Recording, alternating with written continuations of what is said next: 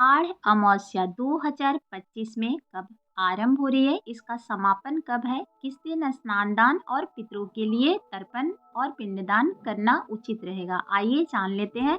सर्वप्रथम तो आपको उस दिन पवित्र नदी में स्नान करके अपने पितरों के लिए एक लोटे जल में आप काला तिल मिलाकर उन्हें आप जल अर्पित कर सकते हैं, सूर्य देव को जल दे सकते हैं, उनसे प्रार्थना कर सकते हैं। अपने पितरों के लिए विशेष पूजा उस दिन आप अवश्य करें, जिससे कि उनकी आत्मा को तृप्ति मिले। और उसके बाद आपको अपने देवी देवता की पूजा कर लेनी है।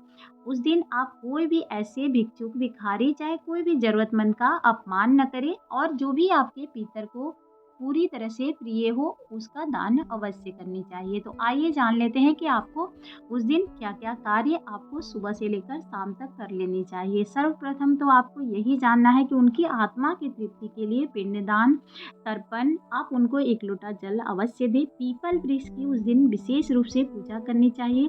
कई लोग मानते हैं कि कच्चा दूध भी उस दिन चढ़ाई जाती है, और वो पीपल वृक्ष की विशेष रूप से 7 बार परिक्रमा करने से पितरों की जो तृप्ति होती है, भगवान विष्णु और माँ लक्ष्मी का वास होता है, जिसलिए उनका आशीर्वाद भी प्राप्त हो जाता है। तो ऐसे शास्त्र में भी माना जाता है पीपल वृक्ष की पूजा विशेष रूप से करने से पितर भी तृप्त होते हैं।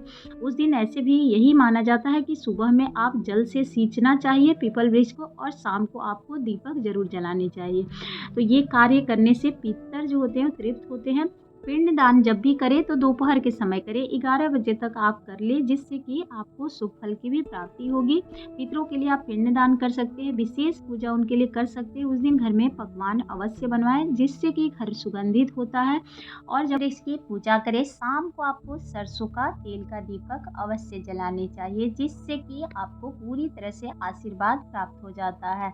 घर में अपने जो मेन दरवाजा होता है वहाँ भी सरसों तेल का दीपक जला सकते हैं। माँ तुलसी के आगे भी आप क्यारा में तुलसी के सामने सरसों तेल नहीं, वहाँ पर आपको घी का दीपक जलाना चाहिए। अपने पूजा घर में जलाना चाहिए। शिवालय जा सकते हैं तो उत्तम रहेगा, वहाँ भी आप जला सकते हैं। शाम के समय 7 बजे तक आप दीपदान अवश्य कर ले। तो इस तरह से पूजा करने से पितरों की पूरा आशीर्वाद आपको प्राप्त होता है। अगर पितृ दोष से आप ग्रसित हैं तो उससे भी छुटकारा मिलता है। तो आपको सुबह से लेकर शाम तक यही कार्य करने हैं। सुबह आपको सर्वप्रथम वही काला तिल मिलाकर जल देना चाहिए, सूर्य देव की पूजा करें विशेष रूप से।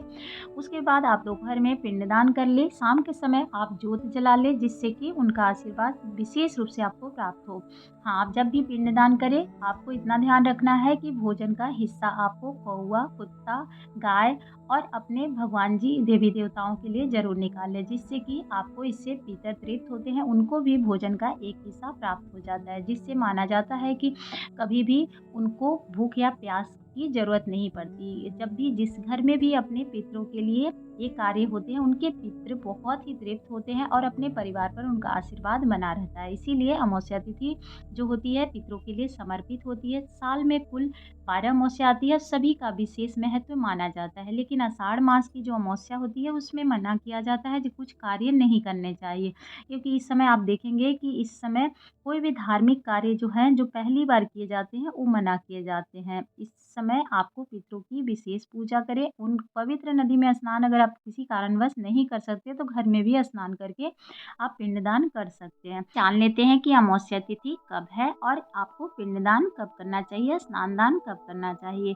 आषाढ़ मास की अमावस्या तिथि की शुरुआत जो हो रही है 24 जून की शाम को हो रही है, तो उस दिन 7:02 पर आरंभ होगी। इसकी समाप्ति जो है 25 जून की शाम 4:04 पर हो जाएगी। ऐसे में अमावस्या तिथि का मान्य जो रहेगा उदया तिथि से ही लिया जाएगा। सूर्य के मुख से जब होता है तो उसी को मान्य होता है। तो उसी दिन दान तर्पण आप पुण्य कोई भी कार्य है कर सकते हैं, क्योंकि आपको 25 जून दिन बुधवार को ही ये कार्य करने हैं। 24 जून को शाम को लग रही है, इसीलिए मान्य नहीं होगी। जानकारी अच्छी लगी हो तो लाइक कर लीजिएगा। आप सभी के जीवन में ढेर सारी खुशियाँ बरकरार रहे।